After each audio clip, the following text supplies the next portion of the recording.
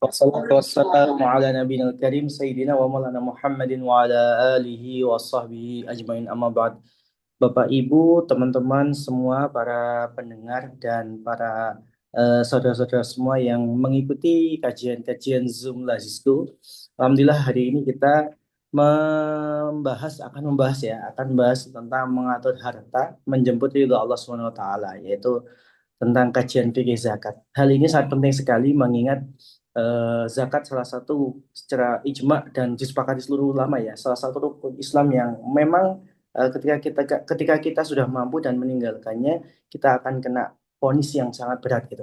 Maka dari itu kita perlu belajar bagaimana ketika kita sudah nanti harus berzakat, terus bagaimana perbedaan-perbedaan di antara zakat fitrah, zakat mal dan lain sebagainya. Nah, di sini nanti insya Allah kita akan kajiannya bersama Ustadz April Purwanto, SAG, MEI, Hafidhahullah.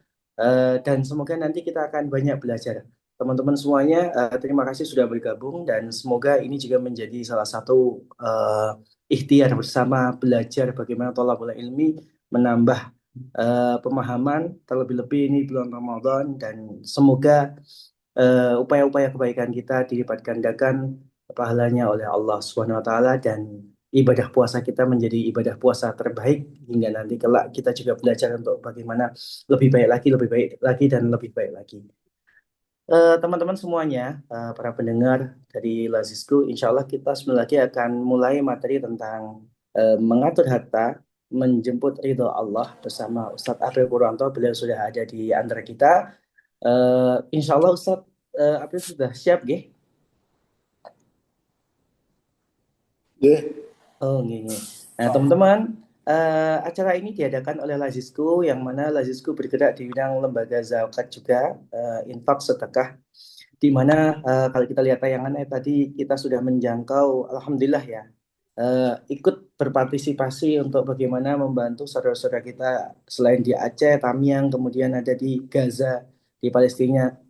Jadi upaya-upaya sahabat-sahabat Lazisku luar biasa bagaimana menjadi penyambung ya, tangan-tangan teman-teman semuanya, seberapapun dan berapapun, bagaimana supaya hal-hal yang seperti ini, hak-hak untuk para duafa dan pada fuqara semuanya bisa tersalurkan dan baik. Maka terima kasih pada sahabat-sahabat Lazisku semuanya. Semoga ini juga menjadi salah satu apa namanya, amal kebaikan dan dicatat oleh Allah Subhanahu wa taala, bagaimana termasuk dari orang-orang yang bagaimana menegakkan agama Allah Subhanahu wa taala. Lebih-lebih bagaimana menjadi di sini Lazisku mengambil bagian juga untuk menjadi petugas zakat istilahnya, untuk bagaimana mendistribusikan, mengambil sebagainya. Ini upaya yang luar biasa karena belum semua Muslim sadar tentang itu. Lebih, mari kita habis ini kita akan belajar tentang kajian zakat. Semoga menambah lebih banyak referensi tentang apa sih dan bagaimana, apalagi di zaman kontemporer seperti ini. Maka selanjutnya kami persilahkan kepada Ustadz Abil. Tafadhol. ya baik. Assalamualaikum warahmatullahi wabarakatuh. Waalaikumsalam. Alhamdulillah, Waalaikumsalam warahmatullahi alhamdulillahirabbil alamin wassalatu wassalamu ala asrofil anbiya wal mursalin wa ala alihi wa sahbihi wa barik wasallim ajma'in. Jadi kalau kita bicara tentang zakat, sebenarnya zakat itu banyak term-term zakat yang dalam Al-Qur'an ya. Misalnya kata aqimus shalah wa atuz zakat. Kemudian qad aflaha man tazakka atau qad aflaha man zakkaha. Ya. Maka beruntunglah orang-orang yang mensucikannya dan beruntunglah orang-orang yang mensucikan diri. Jadi zakat itu adalah sebenarnya kewajiban yang dibebankan pada setiap muslim. Jadi syarat sebagai orang yang berzakat diantaranya adalah Islam atau muslim. Maka dalam zakat ini, ya, term zakat itu kita harus tahu apa itu zakat. Ya, kemudian ada term yang lain, ada infak, ada sodako, ada wakaf, ada hibah dan lain sebagainya. Semuanya adalah bentuk pemberian kita kepada orang lain. Nah, terkait dengan zakat, sebenarnya zakat itu sesuatu berasal kata zakah yang berarti bisa tumbuh berkembang, ya, kemudian ada bersih suci, ya, kemudian ada juga misalnya dan banyak lagi yang lain. Mengapa zakat ketika diartikan dalam kamus sebagai nama atau berkembang atau tumbuh, ya?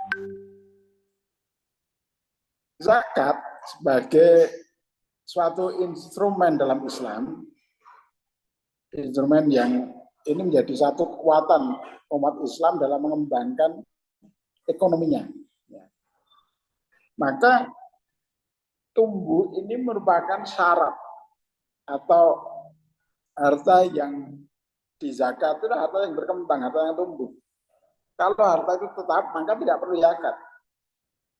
Maka salah satu cara penghitungnya adalah zakat yang berkembang.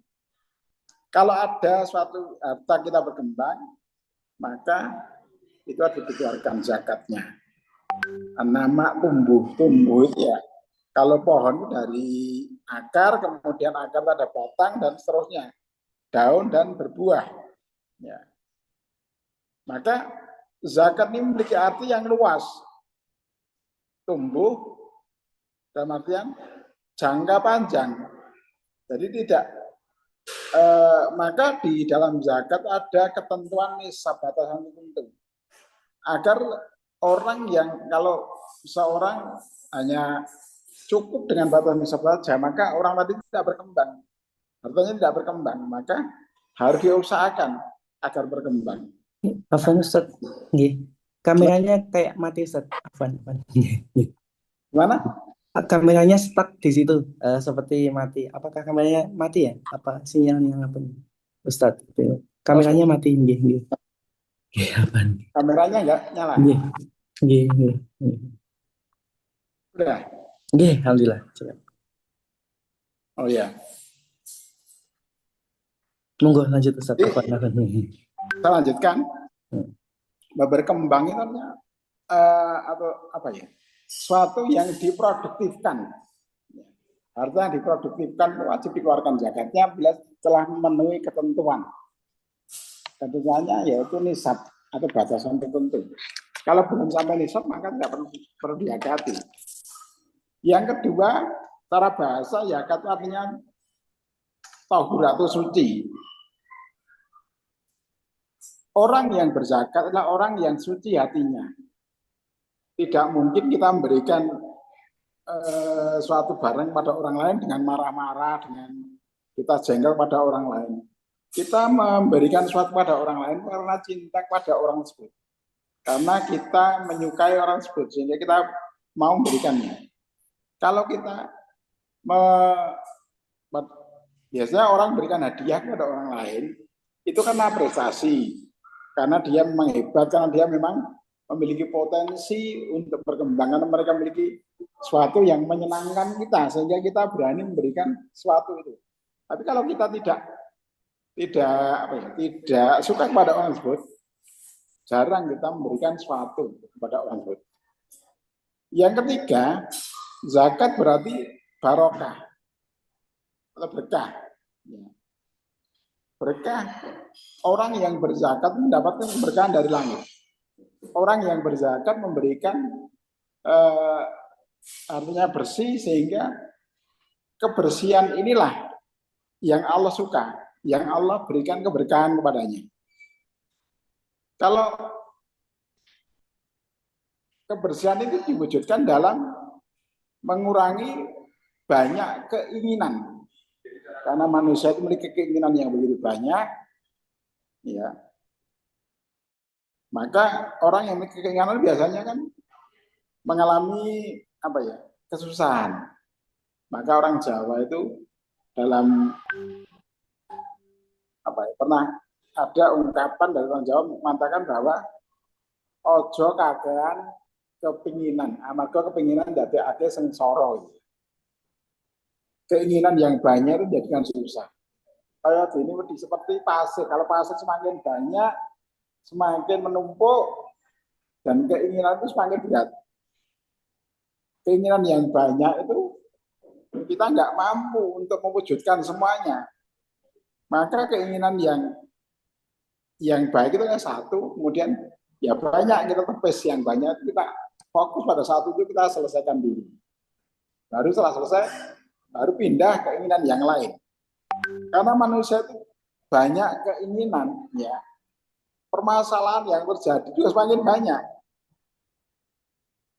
Maka orang yang memiliki banyak keinginan, artinya mereka tidak memiliki tidak memiliki upaya-upaya untuk menjaga ketenangan diri. Maka secara sofistik bahwa zakat itu memberikan kesucian batin, spiritual. Orang yang memiliki spiritualitas tinggi, maka dia akan dekat pada Allah.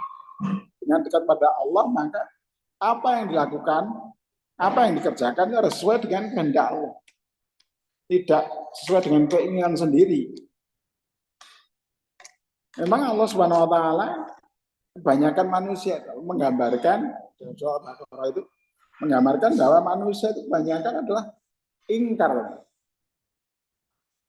Dan manusia itu adalah walaupun dalam konteksnya itu diceritakan tentang orang-orang Yahudi, ya, tapi itu sebenarnya bukan hanya untuk orang Yahudi, tapi manusia sekarang. Itu konteksnya seperti itu. Misalnya ada kata awatu minuna biba'dil kitab batak furuna bibak. Sebagian orang mengimani kitab dan sebagian yang lain itu mengingkari. Maka ini adalah suatu yang harus kita pahami bahwasanya apa yang kita lakukan itu memahami kitab dan kita melaksanakan. Secara itulah zakat itu mengeluarkan sebagian harta tertentu kepada golongan tertentu dengan syarat-syarat tertentu. Harta itu diambil khud min aghniyaihim wa tusrifu min fuqaraihim. Zakat itu diambil dari orang-orang kaya dan diberikan pada orang-orang miskin. Jadi kalau zakat itu, kalau orang-orang kaya sih wajar dia punya usaha. Tapi orang miskin dia tidak punya usaha sehingga dikatakan miskin. Dia kebingungan bagaimana dia menghasilkan usahanya itu dengan berbagai cara. Maka Rasulullah menganjurkan jangan sampai harta kekayaan itu hanya beredar pada orang-orang kaya saja. Tapi juga diberikan pada orang-orang miskin sebagai distribusi kekayaan. Dalam hukum ekonomi itu ada distribusi kekayaan itu dari orang kaya. Maka ada sebuah perusahaan yang dia melihat misalnya kok warungnya itu tidak ada yang membeli. Ya survei, dia melihat masyarakatnya, bertanya pada masyarakatnya, kenapa nggak beli pada saya? Bukan dia itu nggak mau beli, karena memang tidak ada uang. Ya. Sehingga dia nggak mampu beli. Daya belinya nggak ada. Maka perusahaan itu memberikan harta sebagian hartanya, kekayaannya kepada orang-orang sehingga dia mampu membeli. Ya. Dan inilah, sebenarnya ini adalah ajaran Islam. Sehingga filosofi zakat bukan hanya mengurangi harta, melainkan membersihkan sisa harta yang agar tumbuh dengan keberkahan. Kalau orang secara kelihatan mata, dia mengeluarkan zakat, ya. Dia mengeluarkan zakat, tapi sebenarnya dari harta yang dikeluarkan itu Allah berikan nanti banyak manfaat darinya. Kemudian setelah zakat ada lagi infak. Infak itu kalau dalam definisi yang disampaikan para ulama itu sarful mal ila hajah. Artinya memberikan harta untuk kebutuhan. Kebutuhan apa saja? Kebutuhan manusia. Selama itu kebutuhan manusia, maka namanya infak. Sarful mal ila hajah. Infak sebenarnya memberikan memberikan kepada kita selain zakat ada hal-hal yang lain. Ya kalau hanya zakat saja mungkin orang berat ya. Tapi ada sisi yang lain. Kalau zakat ada ketentuan di antaranya mereka memiliki harta yang banyak. Kalau orang yang nggak punya harta bagaimana? Apakah dia tidak berhak untuk mendapatkan keberkahan itu? Apakah orang tidak berhak untuk mendapatkan kemuliaan dari Allah? Maka orang tersebut diberi ketentuan yang lain yaitu infak. Ya. Infak dengan harta yang dimiliki berapapun dia keluarkan. Membelanjakan, mengeluarkan harta, ya. Bahkan diperintahkan pada orang-orang yang beriman, ya ayyuhalladzina amanu anfiqu min thayyibati ma kasabtum. Dari hasil usahamu. Berapapun keluarkan infaknya. Ini perintah dalam surat Al-Baqarah ayat berapa? 267. Ya ayyuhalladzina amanu anfiqu min thayyibati ma kasabtum. Kemudian dalam ayat yang lain Allah juga mengatakan matalul ladzina yunfiquna amwalahum fisabilillah. Perumpamaan orang-orang yang berinfak dengan hartanya di jalan Allah itu kamatsali habbati ambatat sab'a sanabila. Seperti gambarannya seperti sebutir biji. Seperti biji yang ditumbuhkan menumbuhkan sab'a sanabila, 7 tangkai. Fikuli sumbulati, dalam setiap tangkai mi'ati haba ada 100 biji. Wallahu yudha'ifu liman yasha. Allah melipat gandakan bagi siapa saja yang dikehendaki. Wallahu sami'un alim. Dan Allah itu Maha luas lagi Maha mengetahui. Jadi perumpamaan yang digambarkan Allah itu memancing kita untuk berinfak, untuk memberikan semangat pada diri bahwa oh ternyata kalau saya berinfak itu Allah memberikan lebih banyak lagi dari harta yang saya miliki itu. Allah kembangkan secara sadar atau tidak.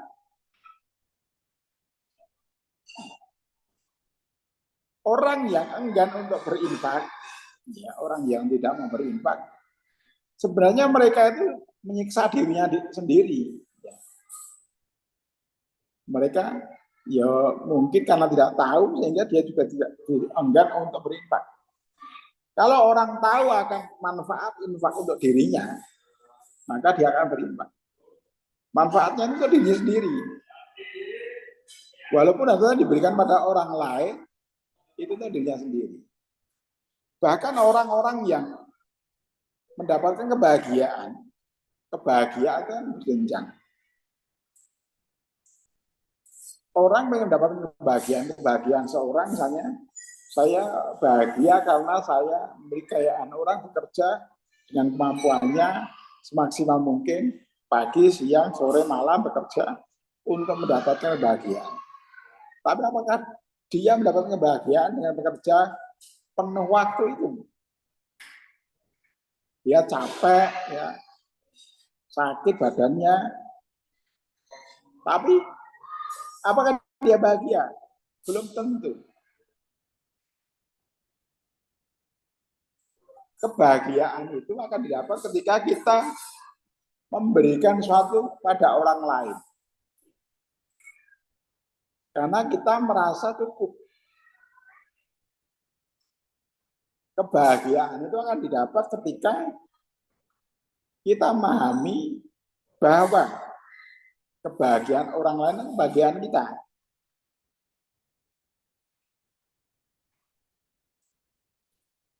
Orang ingin mendapatkan kebahagiaan adalah membahagiakan orang lain. Ini dalam filosofi Cina itu ada menyatakan bahwa kalau kamu pengen bahagia dalam sehari, maka mancinglah tidur. Kalau kamu pengen bahagia dalam 1 jam, maka mancing. Kalau kamu pengen bahagia dalam sehari, maka tidurlah. Kalau kamu ingin mendapatkan kebahagiaan setahun, maka yang kamu kerjakan adalah mendapatkan warisan. Kalau kamu ingin bahagia selamanya, maka bantulah sama. Walaupun ini ditulis oleh Kang Hucu. Kang Hucu itu orang yang bukan Islam, tapi dia mengajarkan untuk berinfak, memberikan sesuatu pada orang lain. Dia menerima segala sesuatu ketentuan yang Allah berikan. Kalau Allah berikan ketentuan kepada dia kebaikan, maka dia bersyukur. Kalau dia berikan ketentuan kepada manusia keburukan, maka dia akan bersabar. Orang yang bersabar itu luar biasa. Digambarkan oleh Allah. Dan Al-Baqarah misalnya, wasta'inu bis-sabri was-shalah. Fa innaha lakabiratun ila al-khashi'in. Maka mohonlah pertolongan pada Allah dengan sholat dan sabar. Dengan sabar dan sholat. Wa innaha lakabiratun, maka sungguhnya sholat dan sabar itu berat. Kabiratun illa al-khashi'in, kecuali orang-orang yang khusyuk. Khusyuk itu bukan hanya dalam sholat, tapi dalam sabar juga harus ada kekhusyukan. Khusyuk itu bagaimana? Khusyuk itu kita fokus pada ketentuan Allah. Artinya kita menerima ketentuan Allah itu. Orang diberi ketentuan apapun, kalau dia bisa mampu menerima kondisinya, mampu menerima keadaannya, maka orang tersebut akan bahagia. Atau dengan kata lain dalam Al-Quran ini, la khaufun alaihim wa la hum yahzanun. Mereka tidak khawatir dan tidak sedih. Kemudian yang ketiga adalah sedekah. Sedekah itu apa? Benar, jujur. Benar apanya? Benar dalam hal keimanan. Jadi orang yang bersedekah itu menunjukkan kebenaran imannya. Alladzina amanu wa amilus sholihati. Orang yang beriman itu beramal soleh. Orang yang beriman itu menunjukkan keimanannya dengan amal soleh. Kalau orang hanya aku beriman saja, tapi tidak berbuat apa-apa, tidak ada manfaatnya. Dia imannya belum sempurna. Tapi iman yang sempurna itu iman disertai dengan amal soleh. Dengan ditunjukkan misalnya dari tasdiqu biqalbi, qaulu bilisan, wa amalu bil arkan. Keyakinan membenarkan dari hati, kemudian diucapkan dengan lisan, aku beriman, dan juga dilaksanakan dengan perbuatan. Tidak hanya dalam lisan saja, tidak hanya dalam hati saja, tapi juga dalam perbuatan. Perbuatannya apa? Amal soleh, sedekah. Sedekah ini adalah suatu yang pemberian kita kepada orang lain, ya, dalam bentuk fisik atau non fisik, materi atau imateri. Nah, yang menjadi pertanyaan adalah antara zakat, infak, sedekah, kita sering membedakan ini. Bedanya apa? Zakat, infak, sedekah. Kalau dari apa yang saya sampaikan tadi, zakat itu sifatnya yang diberikan materi, tidak ada zakat yang imateri. Infak juga materi. Tapi kalau zakat itu ada ketentuannya, kalau infak tidak ada ketentuannya. Nah, sedekah ini membenarkan wujudnya.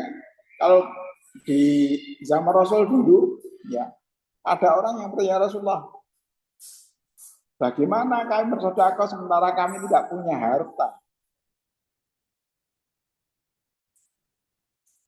Maka Rasul mengatakan bahwa dalam setiap Dalam setiap ruas tulang yang ada dalam dirimu itu ada sedekah. Maka berikan sedekah pada mereka dengan baca subhanallah, alhamdulillah, Allahu akbar. Itu sedekah. Itu bukan materi, tapi ucapan yang merupakan sedekah, bentuk sedekah. Tapi Rasulullah juga menyatakan bahwa tabasumuka fi wajhi akhika sedekah. Senyummu dari saudaramu itu sedekah. Senyum. Ya. Kemudian apa yang menyenangkan orang lain? Ya. Kalau sekarang itu ada banyak ini apa namanya? Komunitas-komunitas yang membuat orang bahagia dengan apa namanya? Komedi-komedi itu ya. Mereka bahagia. Membuat orang tersenyum, membuat orang ketawa. Karena tidak setiap orang bisa kayak gitu. Dan tidak setiap orang punya harta untuk bersedekah. Maka yang kayak gitu juga bagian dari sedekah. Sedekah itu dinyatakan bahwa kullu ma'rufin sedekah. Setiap perbuatan ma'ruf, setiap perbuatan yang baik itu bagian dari sedekah. Kerja bakti, kemudian ronda pada malam hari, mengambil jimpitan, itu kelihatannya sepele tapi sedekah. Bagi orang yang tidak peduli ya tidur aja ini.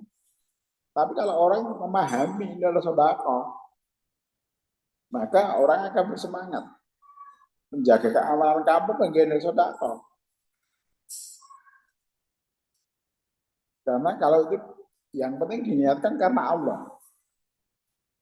Kalau orang niat karena Allah, bismillah, maka ini menjadi kebaikan, ini menjadi sedekah. Dan banyak lagi hal yang lain. Kalau sedekah, infak, zakat, ini kalau digambarkan itu zakat itu sesuatu yang dibatasi oleh ketentuan-ketentuan. Dia harus muslim.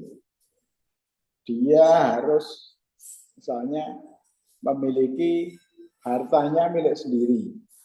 Kemudian dibatasi oleh kekayaan tertentu. Dibatasi oleh waktu tertentu. Sedangkan infak tidak ada batasan itu. Maka orang-orang yang tidak membayar zakat, Allah perintahkan dengan wa'atu zakat. Kewajiban seorang muslim itu adalah membayar zakat. Kalau zakat tadi perintahnya itu misalnya ada pernyataan khudh min amwalihim shadaqah tutahhiruhum wa tuzakkihim biha wa sholli alaihim inna sholataka sakanun lahum. Ini adalah sedekah, di sini adalah artinya zakat. Ambillah harta-harta mereka sebagai sedekah. Tutahhiruhum, yang harta itu membersihkan mereka. Waktu zakih dan membersihkan mereka. Wa sholli alaihi, maka doakanlah mereka pada mereka. Inna sholataka sakanun lahum. Sungguhnya doamu itu akan memberikan ketentraman di hati mereka. Syarat wajib zakat itu ada berapa? Di antaranya ada Islam, merdeka, milik sempurna, sampai nisab, sampai haul. Nah, kita bahas satu persatu Islam.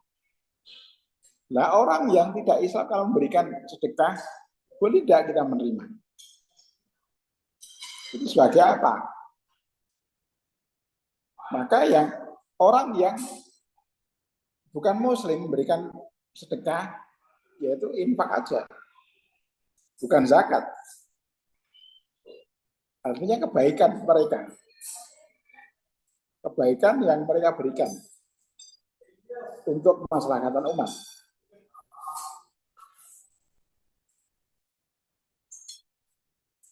Kemudian kalau merdeka ini dengan kondisi sekarang itu tidak ada orang yang tidak merdeka karena tidak ada budak sekarang. Kemudian yang ketiga, milik sempurna. Harta itu harta yang kita miliki, bukan milik orang lain, bukan harta utangan. Kalau kita punya harta banyak tapi utangan, ya, misalnya kita punya rumah, punya mobil, tapi itu masih nyicil tiap bulannya, ya nggak perlu diakati. Nggak perlu dijagat. Selama itu masih milik orang lain, kecuali itu milik kita penuh. Kita punya utang, misalnya bikin usaha kita utang pada seorang untuk usaha. Setelah kita usaha yang dihitung yang mana? Yang dihitung yang milik kita. Sementara yang bukan milik kita, yang utangan itu tidak perlu diakati, itu pasti dikembalikan pada orang yang mengutangi tadi. Kemudian yang keempat, mencapai nisab. Nisab itu batasan minimal harta yang harus diakati.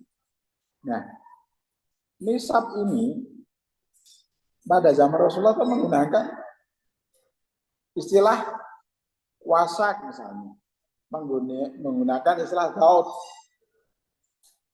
dan sebagainya. Ini apa yang sementara di dunia modern ini tidak ada istilah itu. Kalau orang misalnya ukuran depa, kemudian langkah, misalnya ini berapa meter? 5 langkah. 5 langkah itu berapa? Dulu belum ada satuan khusus, misalnya meter, ya, kilo, dan waktu, detik ya. Kalau sekarang tidak ada dibatasi. Panjangnya berapa meter?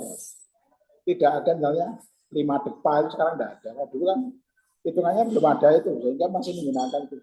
Sehingga ulama berbeda-beda dalam menentukan nisab ini. Misalnya nisab emas itu 85 gram. Ya. Emas itu dari mana nisabnya 85 gram? Sementara dalam fikih-fikih yang lampau, fikih-fikih yang lalu, misalnya atau batu baik itu menentukan nisab emas 70 gram. Sementara Islam Nawawi 85 gram. Dulu di Indonesia ada buku fikih Islam. Ya. Kalau semua pernah belajar di SMA atau mana, dulu ada buku fikih ya, kalau nggak salah warnanya kuning, karya Sulaiman Rasid. Itu fikih sederhana untuk masyarakat Indonesia. Dan di sana disebutkan bahwa nisab yakal itu adalah 93,6 gram. Dari mana ketentuan itu? Itu kan hitungannya pakai dinar. 20 dinar. Nah, masalahnya 1 dinar itu berapa gram? 1 dinar itu berapa gram? Ternyata ketika Qaradawi itu meneliti berbagai macam uang dinar yang ada di negara Timur Tengah, itu macam-macam. Ada yang 1 dinar hanya 2,9 gram emasnya, kandungan emasnya. Jadi dulu kan hanya misalnya menggunakan istilah dinar. Itu kan dulu kan membuat uang dari dinar itu tembaga dicampur emas. Emasnya berapa gram? Itu kan tidak 100% emas. Tidak 24 karat. Yang kemarin ada fatwa MUI itu 14 gram emas ya. Padahal kalau kita lihat dulu, dari dulu itu tidak ada, orang tidak menggunakan 24 karat atau 100% emas, tidak ada. Tembaga itu dicampuri emas. Kalau di Jawa itu ada kemasan ya, dilapisi emas. emasnya lapisan aja. Termasuk kalau Bapak Ibu beli perhiasan di toko-toko emas, itu tidak ada yang 24 gram. Itu hanya lapisan aja, emas sebagai lapisan aja, untuk melapisi aja. Ya isinya apa? Tembaga. Maka perbedaan-perbedaan ini di kalangan ulama fikih itu biasa. Dan itu dijadikan al-urf, kebiasaan dan adat. Maka orang boleh berbeda dalam kebiasaan ini. Sehingga kaidah fikih yang dimunculkan adalah al-adat itu muhakamat. Adat itu menjadi hukum. Misalnya juga orang bepergian. Orang bepergian itu berapa orang bisa mengosor sholat? Berapa jaraknya ketika kita harus tidak berpuasa? Kan ada pamangkana minkum maridun aw ala safarin. Barang siapa yang sakit atau pergian. Lah pergian itu seberapa jarak yang ditempuh? Ini ulama bisa berbeda pendapat. Ada yang mengatakan 1 hari menunggang kuda. 1 hari menunggang kuda itu ada yang mengatakan 100 km. Ada yang menyatakan 72 km. Ada yang menyatakan 80 km. Ini macam-macam. Maka para ulama disesuaikan dengan kondisi setempat. Kebiasaan orang berjalan naik kuda dalam sehari itu berapa meter.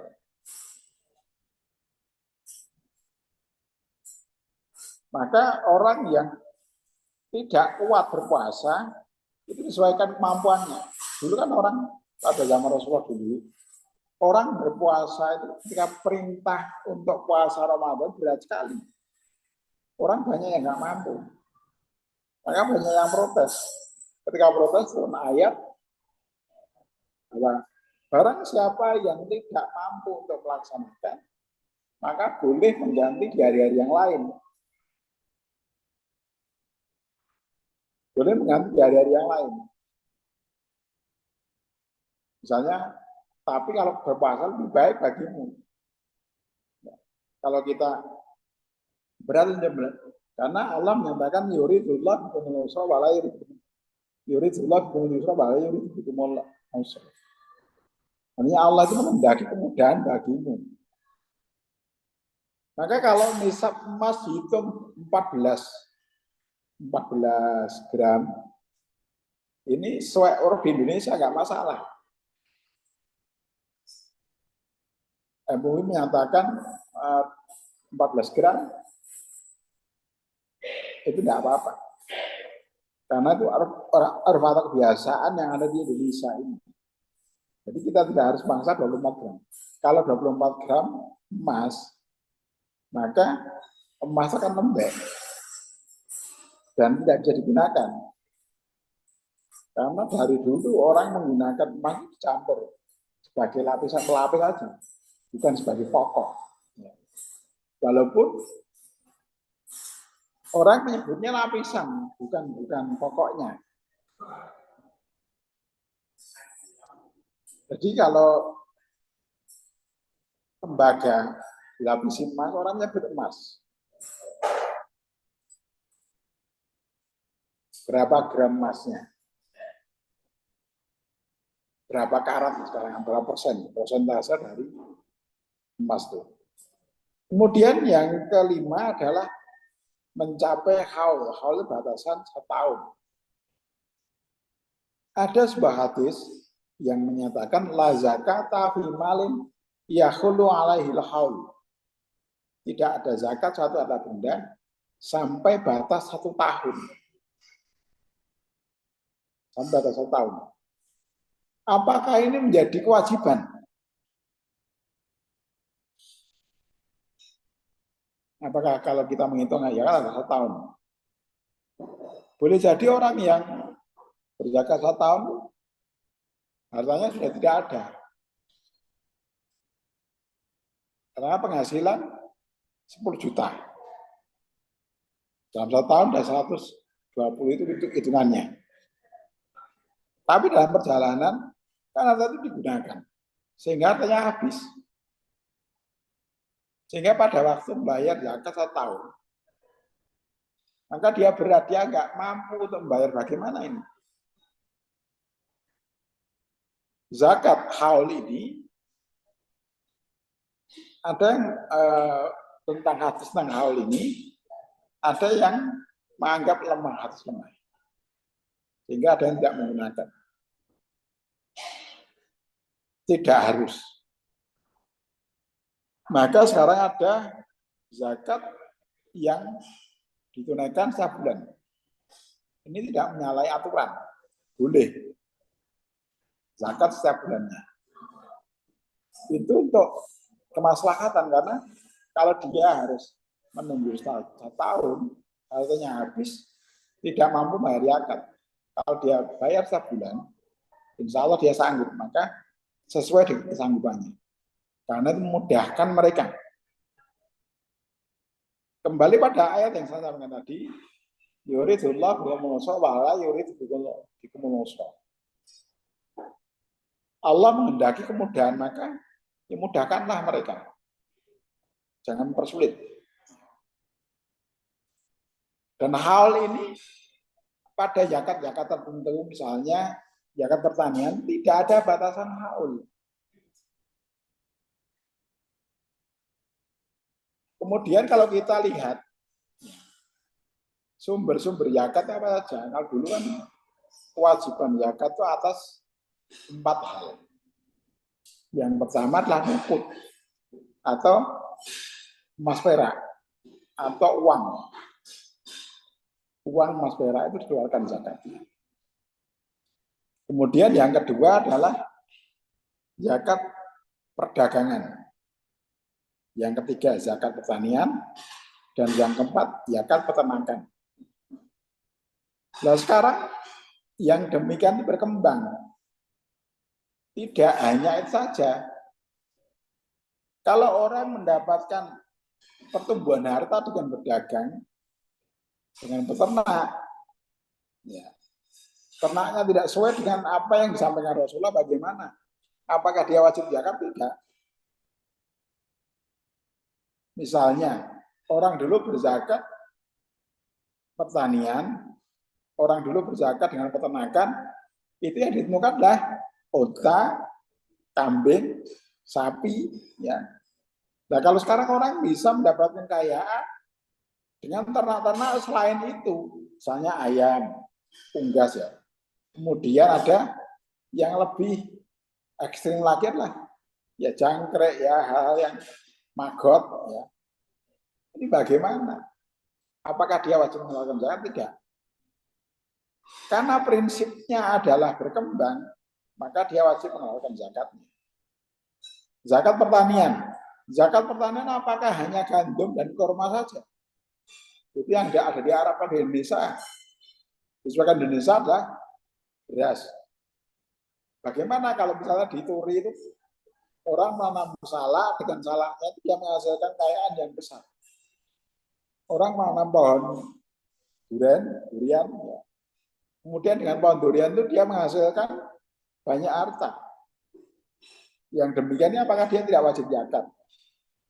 Karena pada prinsipnya kita berkembang, maka dia wajib mengeluarkan zakatnya.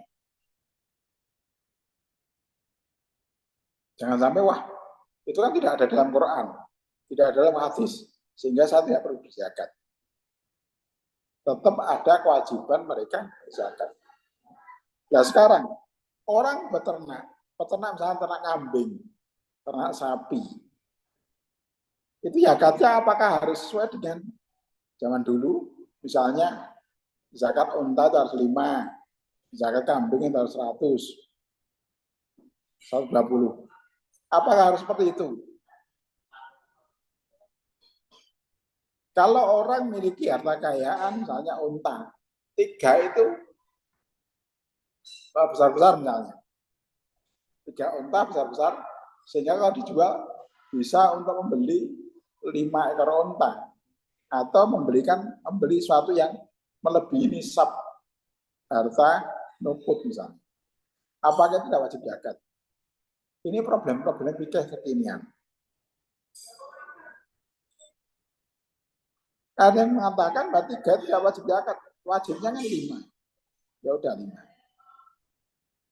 3 kalau dia dijual kemudian hartanya itu sebagai harta perdagangan karena menjualan itu, maka dia wajib mengeluarkan zakat karena melebihi nisab dari harta nukut. Walaupun secara perhitungan tidak sampai. Misalnya orang punya sapi kan 40. Kalau orang memiliki 30 sapi atau 20 sapi, itu belum wajib mengeluarkan zakatnya. Tapi kalau sapi itu dijual, menghasilkan uang, dan uangnya itu melebihi nisab dalam misalnya perdagangan, maka wajib dikeluarkan zakatnya. Ini ketentuan kalau kita melihat secara kontekstual ya. Kalau tekstualnya nggak seperti itu. Tekstual nunggu sampai 40, tapi kalau kontekstualnya ya harus bayar itu. Ini zakat-zakat yang dizakati oleh kita saat ini. Nah sekarang, bagaimana agar kita mampu berzakat? Ini sebenarnya harta yang kita miliki, berapapun harta kita, itu ada hak-hak yang dimiliki. Ya, pertama hak Allah, yang kedua hak orang lain, dan yang ketiga hak jangka panjang, dan yang keempat hak sekarang. Kalau orang punya harta biasanya digunakan untuk apa? Ya untuk belanja kebutuhan. Keinginan kita apa, kita belanjakan. Kalau keinginan semakin banyak, maka hak yang lain selain hak sekarang tidak tertunaikan. Hak jangka panjang tidak ada. Hak orang lain tidak ada. Hak Allah tidak ada. Maka alangkah baiknya kalau kita menggunakan harta, apa yang kita miliki itu pertama menunaikan hak Allah dulu, zakatnya ditunaikan dulu. Cobalah mulai sekarang kita upayakan, kita bagi harta kita menjadi 4 hal ini. Hak Allah, itu kita tunaikan dulu. Zakatnya tunaikan dulu. Kalau kita belum mencapai nisab ya infak sedekah berapapun. Ada keinginan, ada niat untuk berinfak atau sedekah. Kemudian yang kedua hak orang lain itu utang. Kalau kita punya utang, ya kita tunaikan.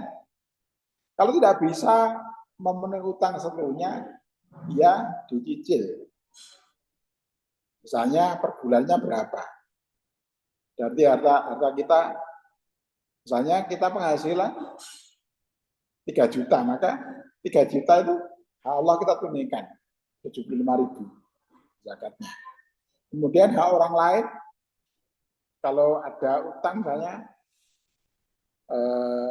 kredit motor atau apa, ya kita cicilkan berapa kewajiban itu. Karena kalau kewajiban pada orang lain ini tidak ditunaikan, konsekuensinya harta yang kita gunakan akan hilang atau diminta pertanggungjawaban. Kalau misalnya kita punya kredit motor ya, kemudian kita nggak ngesor, otomatis yang dipinjemi atau di dealernya kan nggak mau ya. Ya jadi motor kita ditarik kembali. Maka hak orang lain harus ditunaikan. Sisanya untuk hak jangka panjang itu investasi atau tabungan atau save atau simpanan kita. Kita menyimpan jangka panjang kita. Kita tidak tahu jangka panjang itu ada apa. Itu harus kita simpan. Berapapun itu. Entah 10.000, entah 15.000, entah 20.000 atau 100.000. Kemudian sisanya baru digunakan untuk memenuhi kebutuhan kita sekarang. Nah, kebanyakan kita sekarang, masyarakat Indonesia sekarang itu kebalik. Di awal daerah sekarang dulu. Kebutuhan dipenuhi dulu semuanya. Sehingga investasi bukan tidak ada. Hak orang lain tidak tertunaikan. Hak Allah tidak tertunaikan. Ya wis. Maka kalau kita gunakan pertama hak Allah tertunaikan mendana orang lain, hak jangka panjang dana sekarang, kita akan bahagia mendapatkan kebahagiaan. Ini sebenarnya digambarkan dalam surat Yusuf ya, ayat 47. Coba nanti dicek. Surat Yusuf ayat 47. Dicek, direnungi. Bahwa Nabi Yusuf itu ketika dia menjadi wazir, dia memerintahkan untuk bekerja selama 7 tahun dan makan dari hasilnya itu sedikit saja. Sisanya bukan dihabiskan, tapi sisanya itu untuk keperluan jangka panjang. Sehingga ketika ada paceklik, itu bisa tertutupi kebutuhannya. Jadi tidak terlalu berat. Nah sekarang orang miskin itu kebanyakanlah kebalik. Sekarang dipenuhi semuanya. Berapapun harta dia miliki, habis.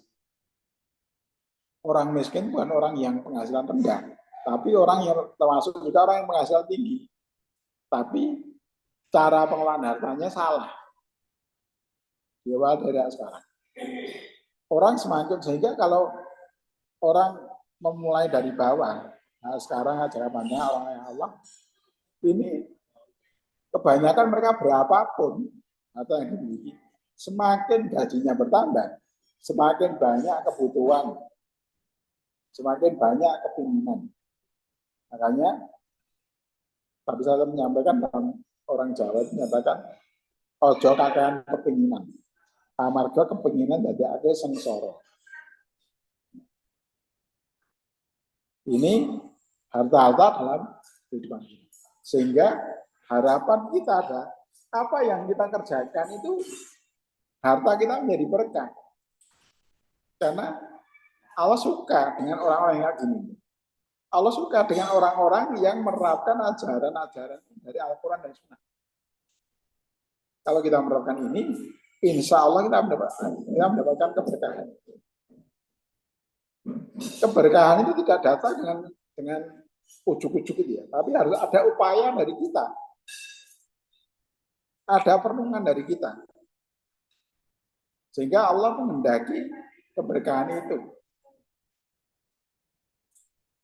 Orang pengen jadi dokter, itu nggak mungkin dia kuliah di fakultas teknik, dia harus kuliah di fakultas kedokteran. Logikanya, orang pengen mendapatkan keberkahan, maka dia harus diusahakan sesuai dengan ajaran Allah, perilakunya. Apa yang Allah sampaikan, dia ikuti. Bukan mengikuti sebagian, mengingkari sebagian. Apa tuh nabi bil kitab, batak kita bil kitab. Ini ya, mudah-mudahan bermanfaat. Monggo kalau ada yang tanya, saya persilakan. Monggo, buat peserta semuanya yang mungkin mau ada tanya jawab, sangat menarik ya terkait bagaimana pemahaman kita tentang zakat itu harus menyeluruh, karena ini juga merupakan bagian nanti pertanggungjawaban kita terhadap harta-harta kita. Ya, Ustaz Gi. Jadi monggo bila ada yang mungkin perlu dipertanyakan, kami persilahkan.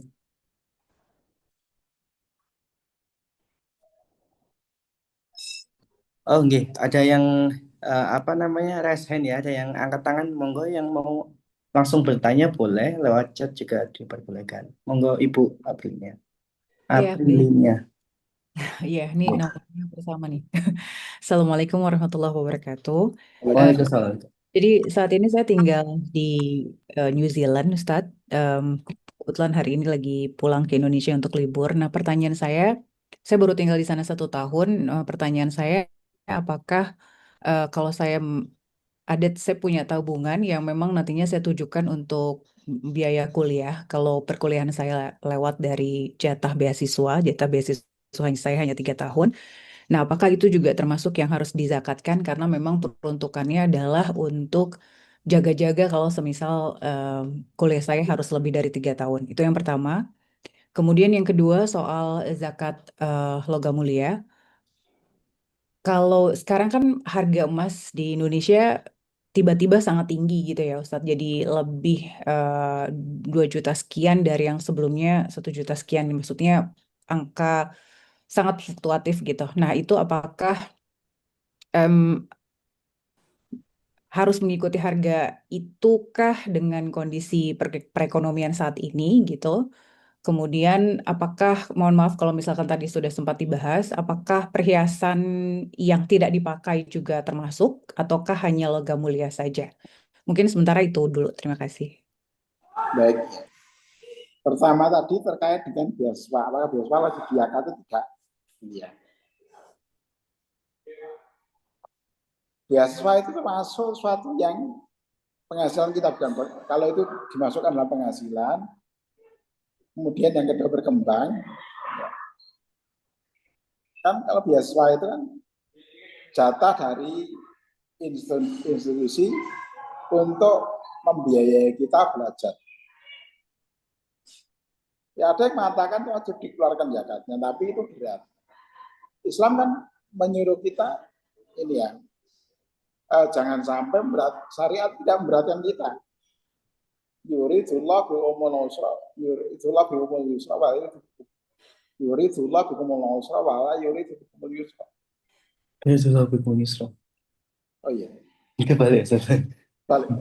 Yuridullah bikumul usra, wala yurid Yes, bikumul yes. yusra. Yuridullah bikumul yusra.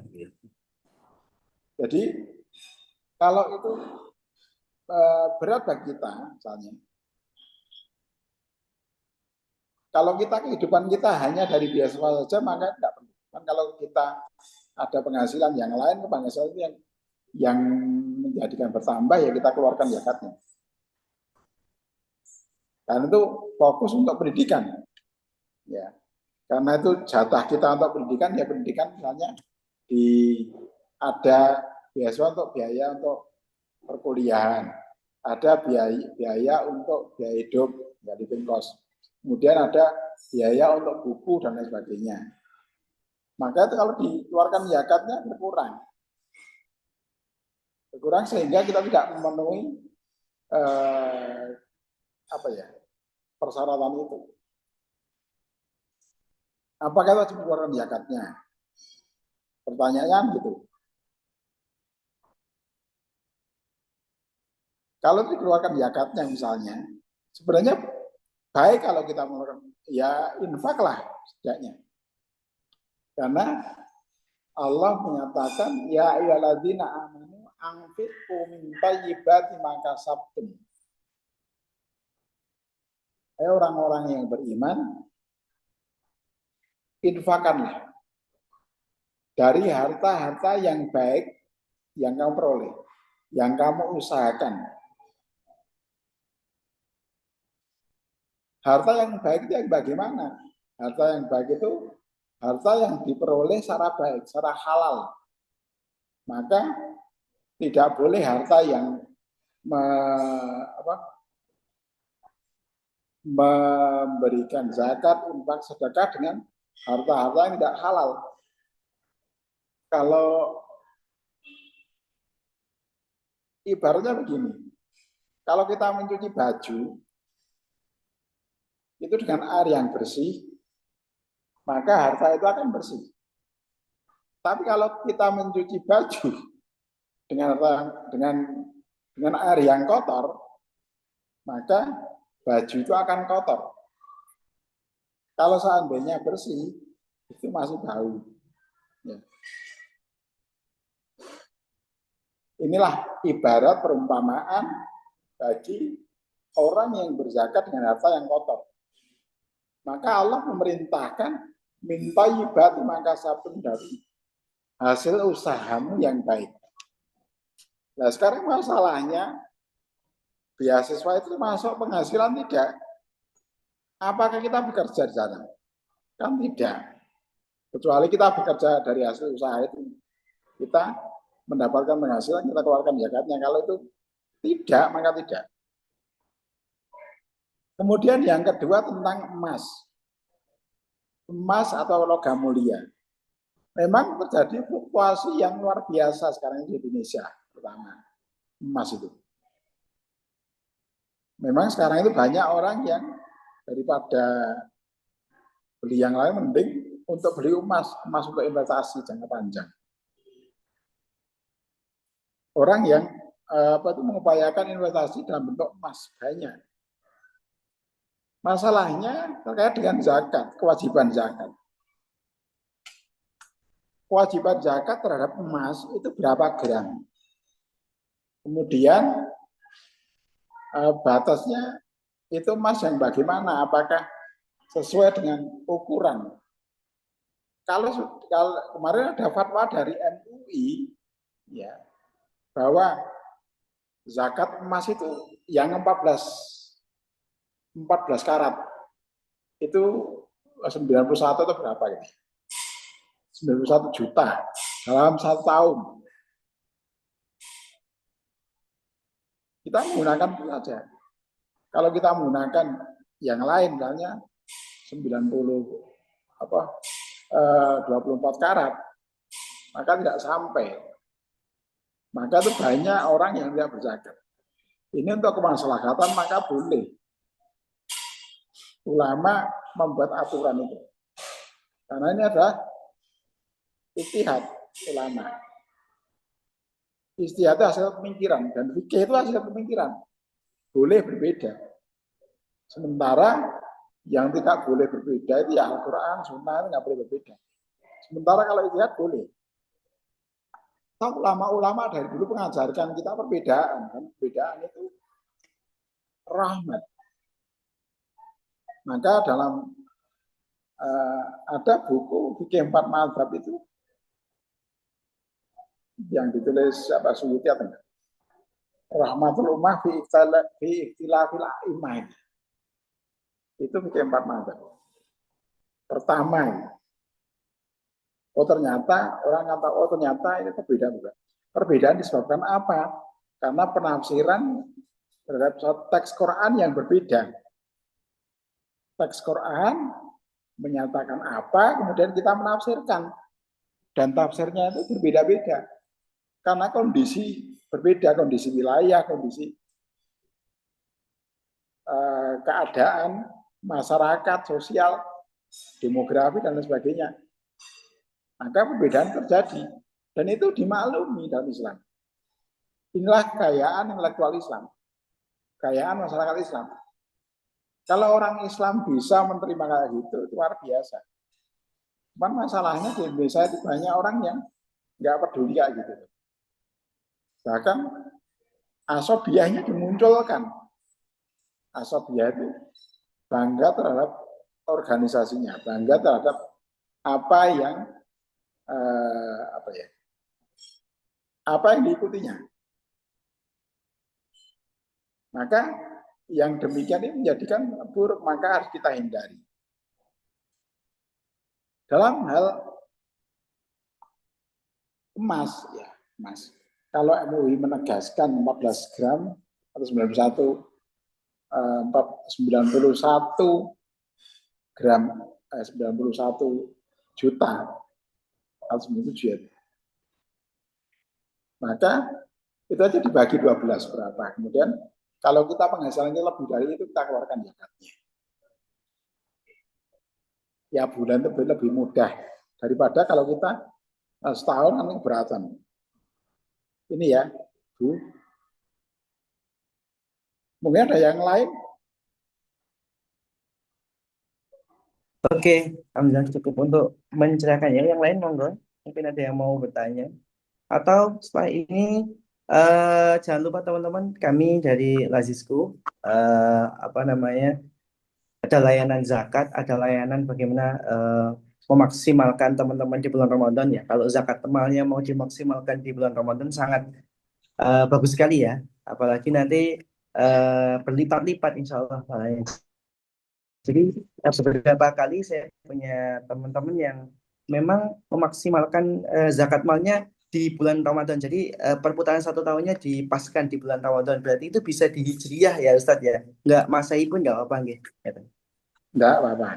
Oke, jadi bisa di Hijriyah. Jadi teman-teman yang saat ini masih bisa yang masih bingung bagaimana cara pemaksimalnya bisa. Jadi insya Allah pahalanya berlipat-lipat ya. Kita apa ya sedang taktik kebaikan misalnya gitu. Jadi zakat malnya di bulan Ramadan biar pahalanya lebih berlipat seperti itu. Dari Lazisku monggo ada yang bisa ditampilkan beberapa hal yang menjadi informasi tambahan sebelum kita akhiri. Berikut dengan tadi pertanyaan dari beberapa teman-teman.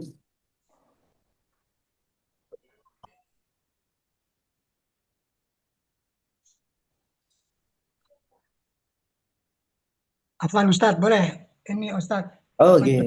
Monggo silakan. Oke, mau tanya silakan. Monggo. Assalamualaikum warahmatullahi wabarakatuh. Waalaikumsalam. Ini di bulan Ramadan ini biasanya lazim di masjid itu ditunjuk panitia zakat. Ya. Ya. Namun demikian di masjid itu belum dibentuk amilin. Ya. Jadi sifatnya panitia zakat. Bagaimana konsekuensinya Ustadz pekerja panitia zakat itu kalau belum kategori sebagai amilin? Apakah dia termasuk yang berhak di atau bah 60 itu? Yang 8 golongan. Dan mereka punya hak apa gitu. Sementara itu dulu Ustaz. Assalamualaikum warahmatullahi wabarakatuh. Waalaikumsalam warahmatullahi wabarakatuh. Bagi masjid yang bentuk panitia amil zakat, sebenarnya itu hanya perwakilan dari muzaki untuk menyalurkan zakatnya. Dia bukan amil. Ya, dia bukan amil. Kalau amil ditunjuk resmi dari pemerintah.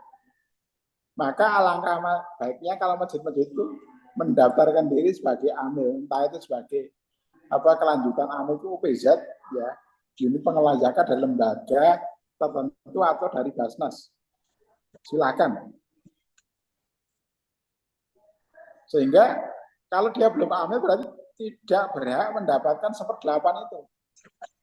Dan zakat fitrah penyalurannya ini kan man adaha qabla shalah wa yasudaqatan maqbulah. Namun ada ba'da shalah wa yasudaqatan minasudaqah. Jadi orang yang berzakat fitrah sebelum sholat Id itu adalah sedekah yang dikabulkan, sedekah yang dibenarkan. Sementara orang yang berzakat fitrah setelah sholat Id ini seperti sedekah biasa, seperti infak. Tidak ada nilai pahalanya sedekah fitri. Maka ketika yang membayar zakat itu banyak, ya, otomatis pada malam biasanya pada mencari keutamaan zakat fitrah kan pada menjelang sholat Id. Bahkan Rasulullah kalau dulu zakat tuh ketika dia berjalan ke tanah lapang untuk sholat baru menyalurkan zakatnya. Kalau disalurkan pada masjid misalnya, maka dia bukan amil zakat, maka dia tidak boleh menyalurkan setelah sholat Id. Ya, maka dia menyalurkan sebelum sholat Id. Ini akan kesulitan, sehingga panitia di masjid rata-rata mengelola zakatnya 2 hari atau sehari sebelum sholat dimulai. Itu sudah ditutup. Orang yang mau mencari keutamaan tidak dapat. Ya. Orang yang mencari keutamaan, misalnya saya pengen keutamaan zakat fitrah pada malam hari aja zakat fitrahnya, pasti tolak dari masjid. Alasannya kita sudah tidak bisa menyalurkan zakatnya. Dan zakat fitrah itu berbeda dengan zakat mal. Zakat fitrah itu ditujukan adalah tuhrata lisaimin wa tu'mata lil masakin.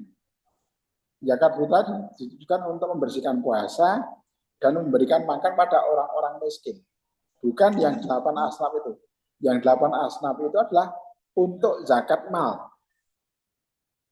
Innama shadaqatu lil fuqara'i wal masakin wal amilina 'alaiha wal mu'allafati qulubuhum wa fi riqab wal gharimina wa fisabilillah wa bin sabil.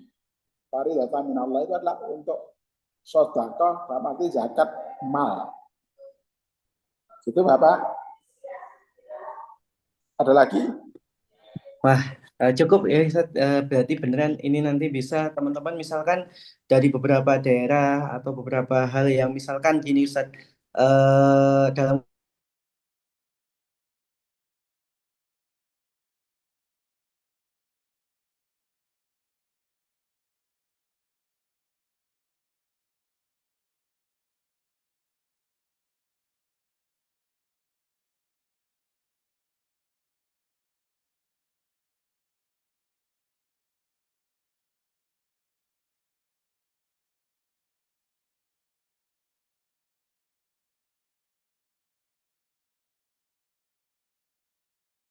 masuk bagaimana kita memanfaatkan untuk ibadah amal kebaikan-kebaikan zakat dan lain sebagainya. Sekian kasiran atas perhatiannya dan mohon maaf atas segala kekurangannya. Wassalamualaikum warahmatullahi wabarakatuh. Waalaikumsalam warahmatullahi wabarakatuh.